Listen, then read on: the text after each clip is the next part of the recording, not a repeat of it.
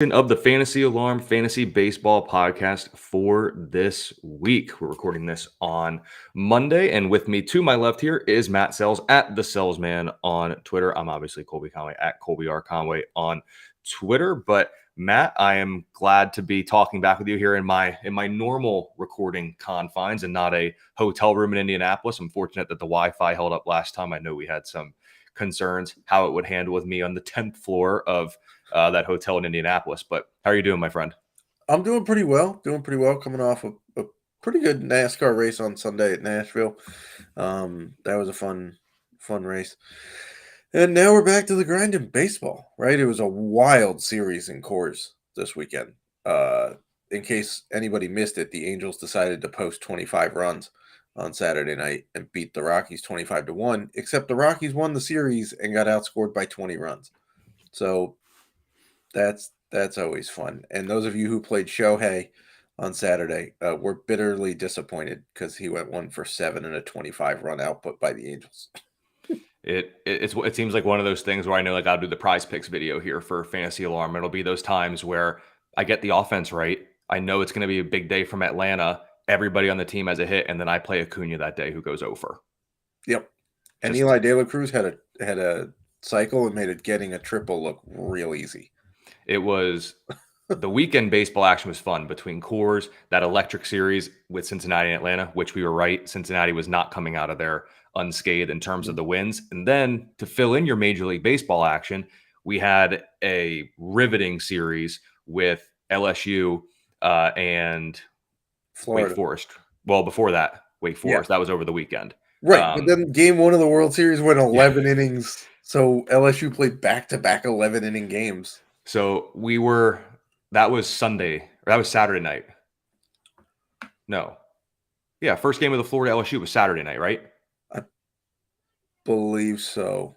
Yeah, I think it was because we were on a flight, and I guess on American Airlines you can download that like in-app entertainment or whatever it is. I just pop on Spotify and I just kind of I'm trying to sleep. You know what I mean? I'm not trying to stay awake and watch something. But I guess my wife was able to watch the game. Ready for this? So we were on the flight in the airport. She was watching it a little bit. We got on the flight. We had a little bit of a delay. We were taxiing on the runway because we were waiting for our gate.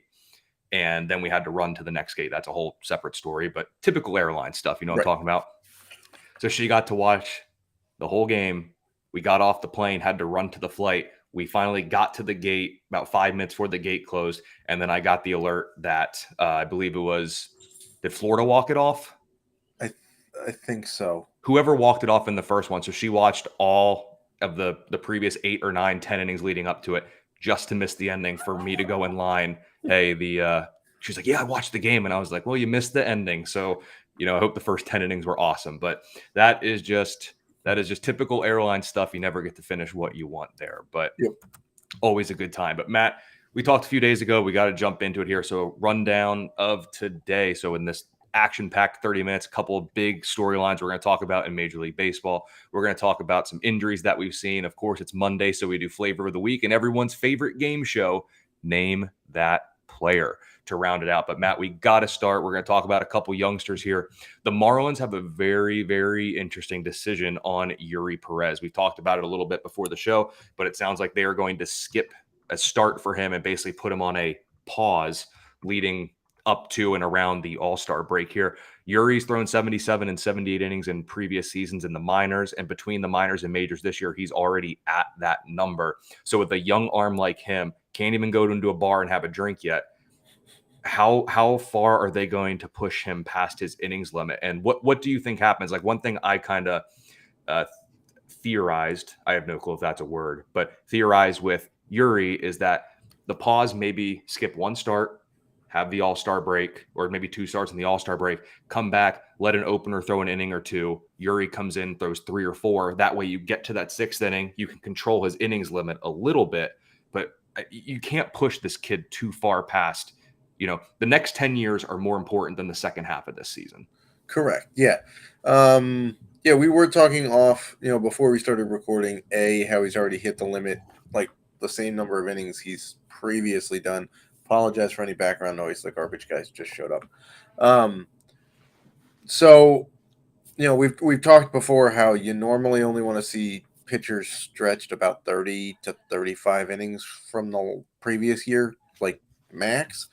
And with a guy this young, like another thing we pointed out, speaking of the College World Series, the top 3 projected picks in the college in the MLB draft are all playing in the College World Series, right? Between Paul Skeens, Dylan Cruz, and Wyatt Langford, the outfielder for Florida. All of them are at least a year older in terms of like age and number of days than Eury Perez is right now, which is ridiculous. So I agree. Now, the fact that the Marlins are in the middle of the playoff hunt in the NL certainly has thrown a wrench into this plan of resting him. But I'm with you. I think there's creative ways they could do it. I don't think they're going to move him to the bullpen. First of all, they need the help in the rotation.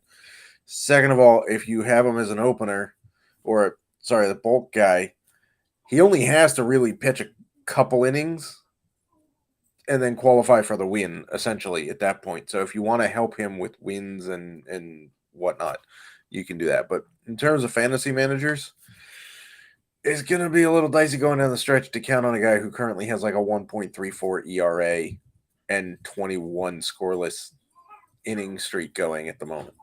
And in terms of him, I mean, in his current workload, I mean, I think it's fair to say he's an SP2 right now, right? With the way he's been performing, ERA's low, he's getting a couple wins here and there, and well over a strikeout per. Is it well over a strikeout per inning in the majors? I'm looking at his minors. Yeah, 54 through 47 innings. So the strikeouts are there in the majors. But if he comes into this opener, say he goes 3 or 4 innings, is there enough on the tree there for him, for fantasy managers, to get, 4 innings, 2 hits, 1 earned run, 5 strikeouts? It's still good. And as long as you get that win, you're okay. So the only downside to that is if you're in a league that has an innings minimum, that kind of stings, right? Like my home league has an innings minimum for the whole year so that you can't just, stack your pitching staff with relievers and just beat the bejesus out of ERA and whip and ratios and whatnot. And so that's the only way that really hurts, because he can still get a win if he comes in as a bulk guy. He's still going to get the ERA. He's still going to get the whip. He's still going to get strikeouts. So the only downside is you're probably only getting another 40 innings tops from him the rest of the way. Which if he goes 5 innings per start, that's 8 starts. That's not going to make him the rest of the way. Yeah. And even if he drops down to the bulk guy and he does, say, 4 innings just for the sake of math with the 40 innings, and he only does once a week, that gets you 10 weeks, and that's 2.25 months. Yep. So let me ask you this quick. I'm in a long-running fantasy baseball points league where your starting pitcher slots have to be players that start the game. They cannot come in the second or third inning and get you those points. They have to start the game. How screwed am I with Eury Perez if he becomes this bulk guy? You don't get points for relievers? You can, but at this point, Eury doesn't have relief eligibility because all he's done is start. So how many games does it take to get relief eligibility? I think it's ESPN, so I think it's 5 in season. So you're going to miss some time then, probably. Now, fortunately, it is a keeper, so I can have him. So it kind of hurts for this year. You'd be fine. It would hurt you down the stretch here this year.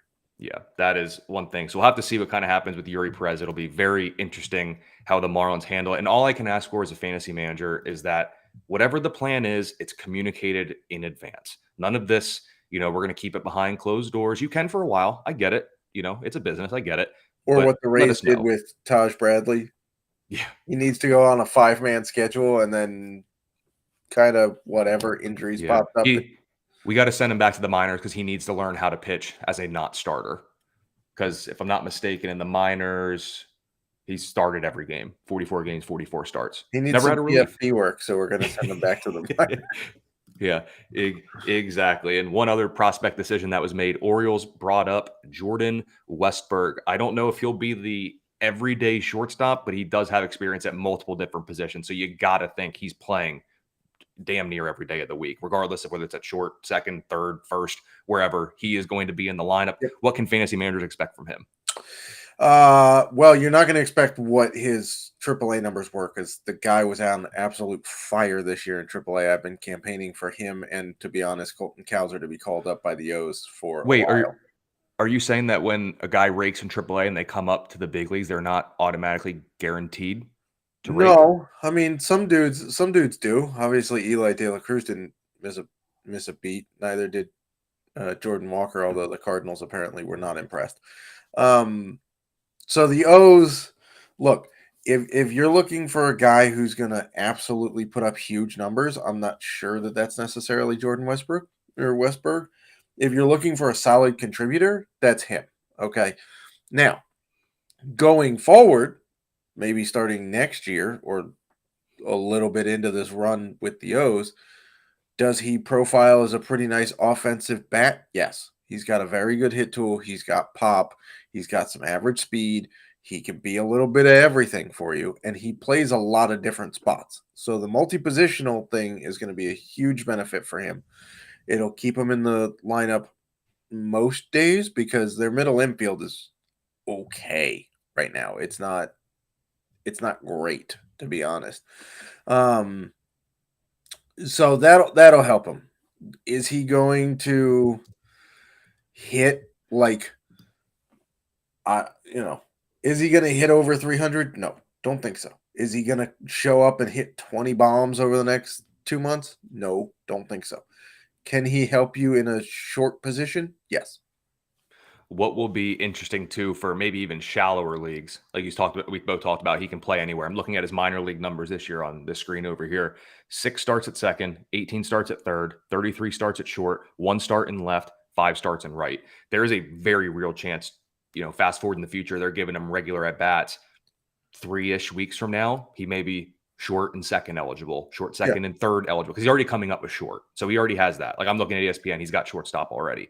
But I mean, in shallower leagues with the type of potential that he has, if he can tap into that sooner rather than later with multi-positional eligibility, that's going to be very appealing.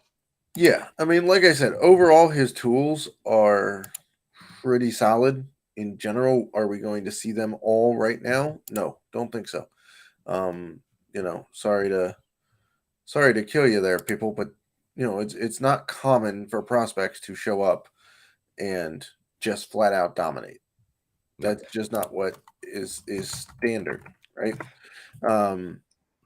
So I think overall you're looking at a pretty solid contributor in the middle infield for him. I mean, he is the O's number 3 prospect in some rankings. I have him as the O's number 3 prospect in my rankings. In general, I think he probably profiles as a 20 to 25 home run guy, probably 15 to 20 steals when all is said and done, and probably about a 270 batting average total. Fantasy managers can take that. And Matt, we always talk about some injuries, and over at fantasyalarm.com, the incomparable Justin Fensty, as he goes by, does a lot with injury report there, does a great job with that article. So everything you need is there. But just a couple things we want to talk about. I loved your tweet talking about Aaron Judge in terms of his toe that was a sprain or a strain or whatever word they're using for it. And technically, it is still a tear of some sorts, even if it is minor. But he did come out, address it as a ligament tear. Still no timetable. Has your outlook on Aaron Judge really changed that much with this news where now they've just flat out said tear instead of sprain or whatever terminology they were using? I think so. And it's like, I don't want to be counterintuitive to what my tweet was, which is yes, technically he's been diagnosed with a sprain the entire time, and a sprain is a tear of some degree based on the grade of the sprain, right? Higher grade, more severe tear. Some of them require surgery to fix. Some of them can heal on their own. We talked a couple of weeks ago how he already had 2 PRP injections, and we were concerned with that because if you go past one, it means the first one didn't do what it was supposed to do, and now you're lengthening the timeline. The concerning part to me is that he came out and said that it was torn, which to me means either it's a higher grade sprain or the Yankees were trying to cover it up, right? And he also said he has no timetable. For a player to come out and say, I have no timetable, indicates to me that he's more severely hurt than the Yankees were trying to lead on. Okay.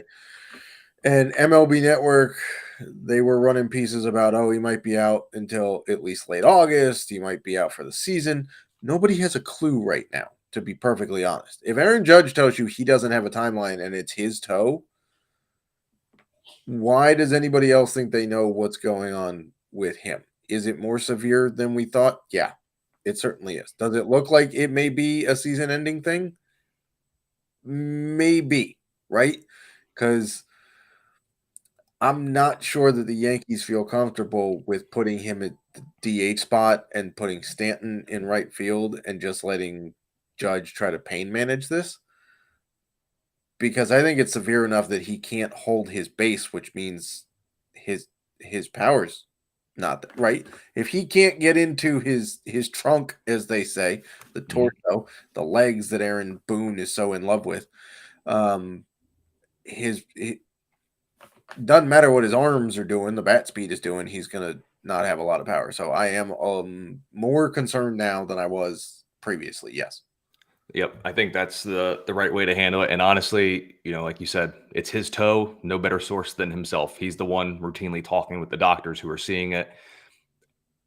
It's interesting because when you hear players that are like, "Oh yeah, I'm good. I'll be back out there in a couple of days," we take that with a grain of salt because the medical team and the Right. athletic trainers and the sports medicine folks have to be involved. So we don't want to overreact to that too much.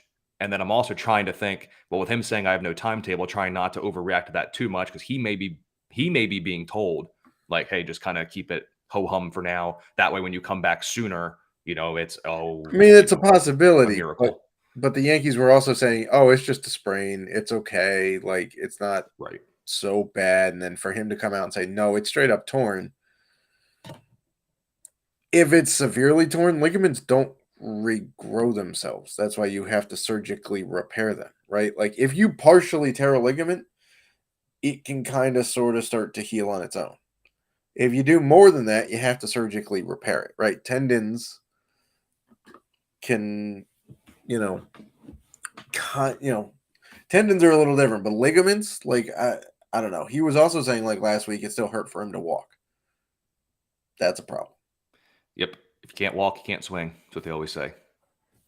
They never said that. I made that up, but we're gonna No, roll but I with mean it. it's true. Like, I mean, if you get pain when you're just walking, imagine trying to torque off of it and generate enough speed to hit a 95 plus mile an hour fastball and breaking pitches that are ungodly.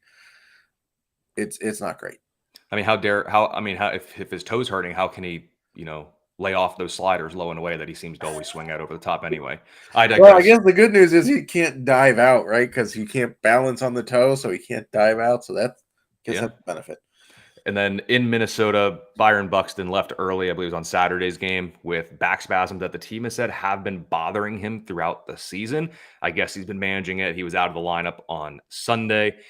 If he's been managing it all season, there could be a case where they just say, hey, take 10 days. Let's try to get it right and come back.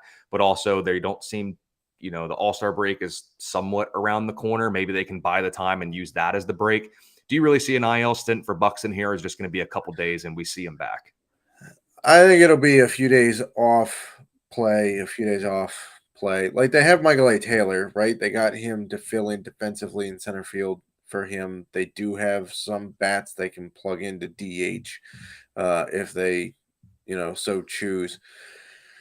It's not great, but then again, like this is the least of the injuries we've been dealing with Byron Buxton over his entire career, right? Aside from maybe the cracked tooth that he somehow got while sleeping last year or something. No, it was eating because someone was out to get him and they served him an overcooked steak. I remember this explicitly. He was injured on purpose. I believe it. So, I mean, back spasms are one of those tricky things where you're not entirely sure what triggers them. They could just go away as fast as they start. They could linger. Like Victor Robles has been out for like 6 weeks now or more than 6 weeks with back spasms, right? He went out for basically the entirety of May, came back for 3 games in June, and then went back on the IL. Is this that? I don't think so. But it is Byron Buxton, so who knows? And looking at it here, when you look at the Twins' schedule, I mean, they got this 3-game with Atlanta here this week, and then they come with a 3-game with Baltimore, 3 with Kansas City, and then 3 more with Baltimore, then 4 days for the All-Star break. So in theory, they could put him on the IL, let him see if he can play these next couple of days. If he can't, he misses those 3, put him on the 10-day IL. That basically buys you right up to the All-Star break. And then he gets 4 free days built in. Yeah, let's also be honest that even if they put him on the shelf, it's not like they're losing ground in that division because the entire division is terrible. And their strikeout rate will still remain incredibly high with or without him in the lineup. So that doesn't really matter. Maybe, just maybe they should have had a guy like Luis Ariz at the top of their lineup to help him out. Maybe, but fantasy managers seem to have escaped a injury with Shane McClanahan. And actually, assuming all goes well, fantasy managers should actually be excited because instead of facing Arizona, he gets to face a strikeout-prone Seattle lineup. If he's able to come back Friday. Lance Lynn put up 16 strikeouts against the Seattle lineup. So what is Shane McClanahan going to do? Assuming if he's healthy, yes, you're starting him Friday and be grateful it's against Seattle. Yep. So we'll see what happens with him. But Matt, it's a Monday as we record this, maybe Tuesday when you're listening to it, depending when it gets out there. But it's time for a little flavor of the week or food for thought, however you want to kind of name this one here this week. So I'll go ahead and go first with my food for thought for the week. And when you see it, there's a lot of fads in the food world. You know what I'm talking about? Like whether it's diets, this diet's good, this diet's bad. Now this one's outdated. Here's the new one. And even we see it with cooking trends. Remember when the Instapot came out? It's awesome, but then it got replaced by the air fryer. And there's all these other things that come out that people don't necessarily like, or they don't work, or they're not good. Same with diets. Everyone's got a different argument. With prospects in Major League Baseball, I already said it earlier, it was a bit of a foreshadow, a bit of a tease. The new shiny thing is not guaranteed to be the best. It may not continue. Like in testing, everything might go well. And then they come to the big league. It doesn't happen. It's a different ballgame. Once you start getting in the hands of customers with new food things, sure, everybody in-house is going to say it's good. No one's going to talk about the flaws. Then it gets up there, and then you get people like you and I who are going to use them. I'll point out the flaws. I'll see what I don't like. Do I have an Instapot? Sure. Have I used it in a little bit? Not quite. There's just a lot of different things that go into it. And same with diets. Like one week, this diet's the best. The next week, this is the best. And everyone's got differing opinions and everything. So just because there's a shiny new toy on the market, aka a prospect in your waiver wire or in your free agency pool, they are not guaranteed to be the next big thing. It doesn't always happen. For every Ellie De La Cruz, you're going to have a Brett Beatty. Remember when he came up? He was raking in AAA, and he's been a little, I don't want to say disappointing, but I'll say underwhelming. It's been a little underwhelming for him. Remember Mark Vientos? Remember him? Remember any Mets prospect or anybody on the Mets team this year beyond just prospects? It's not a guarantee. That's all I'm going to say. Jared Kalenic? Yeah, it's not a guarantee. That's all I'm saying. The new shiny thing is not guaranteed to take the market by storm. That's my flavor of the week. Matt, what is yours? My flavor of the week is going to go off of what I made on my lovely grill on Friday, which was s'mores. Right? Ooh. We all love s'mores, but let's deconstruct the s'more for a minute. Right? Sometimes the sum of the parts is better than the parts themselves. Right? Like graham crackers, pretty decent, not bad, but like how many times do you just sit there and just eat graham cracker by itself? Usually, you're crumbling it up, putting it in ice cream, or you're putting it on a s'more, or putting something on it, right? Marshmallows. Now, my wife would disagree, but she would sit there and eat like a whole bag of marshmallows. But generally speaking, you're putting marshmallow on something, or you're melting it, right? Chocolate. Clearly, we can all eat some Hershey's bars, but that's about the only one that you can eat by itself without having to mix it together.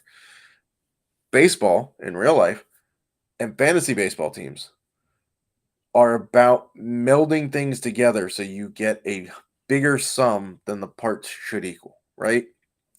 When you're building your fantasy baseball teams and you're thinking about who to pick up on the waiver wire or who to trade, it's not just about getting the names, right? It's about what do I need, what makes my team better, what helps gel it together so that we can excel as a group, right? Sometimes you need some guys to bring batting average. Batting average isn't sexy by itself, just like graham crackers aren't sexy by themselves. They're needed, right? You need people with batting average. Home runs, sexy. Chocolate bars, you can deal with it by yourself, but if you have nothing around it, you're just eating plain chocolate and your life could be better, right? The multi-positional guys, the steals guys, the run producers, those are the gels of your team. That's how your team gets better and sticks all together and you can make it all fit. That's the marshmallow. So that's my flavor of the week. You gotta think these things through when you're building your teams. It also goes for fantasy football too, because we're transitioning to fantasy football season. We have fantasy football draft guide out right now. You got to think that through with fantasy football too. So, it's not just about all of the big names, all the brand name guys. It's about how they fit together. I couldn't agree more. If you have s'mores and you already have the graham crackers and the marshmallows, you're not going to go to the store and pick up Frosted Flakes. Correct. You need the chocolate. So I couldn't agree more. And Matt, it is time for everybody's favorite game show. We only got a couple minutes left. We're going to have to go through it a bit quickly here, but it's time for Name That Player. So Matt, I have two here for you, but I want to make sure we have enough time to at least get into one, at least for a minute or two here. So do you want player one or player two? Let's go player one. All right, player one. So through May, I was hitting just 174 with a strikeout rate near 24% and 45 WRC plus. However, I've turned things around in June, hitting 350, cut my strikeout rate almost in half down to 14%, and my WRC plus is up to 154. I am hitting a ton of ground balls, which isn't ideal, but my hard hit rate is up to 42%, not using much of the opposite field. In June, I've hit lefties at a 375 clip, which was a big problem for me last year, and a big reason why I made the top fantasy baseball bus article in the Fantasy Alarm Fantasy Baseball Draft Guide this season when I hit them at just a 238 clip with a 30% strikeout rate in 2022. So, Matt, who is this NL East outfielder? So you and I believe, split the busts article. I believe that there were two outfielders in that article. I had one of them, Jake McCarthy, which I was right about, by the way.